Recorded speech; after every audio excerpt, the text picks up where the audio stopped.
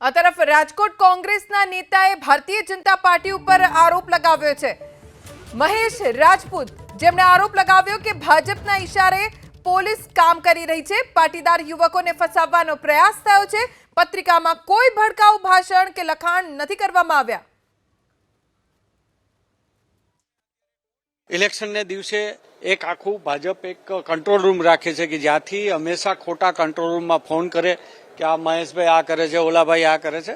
એ પદ્ધતિસર જ એને ફરિયાદ દાખલ કરાવેલી છે। પણ પોલીસ તંત્ર ઉપર આપણે જોયું જ છે કે સરકારની પૂરેપૂરી પકડ હોય છે અને પોલીસ પાસે શું કરાવવું ન કરાવવું એ ખોટી રીતે કરાવે જ છે અને એના ભાગરૂપે અને અમે બહુ સ્પષ્ટ માનીએ છીએ કે આ દેશની અંદર, આ ગુજરાતની અંદર કોર્ટ સિવાય ક્યાંય ન્યાય મળી શકે એવી પરિસ્થિતિ નથી।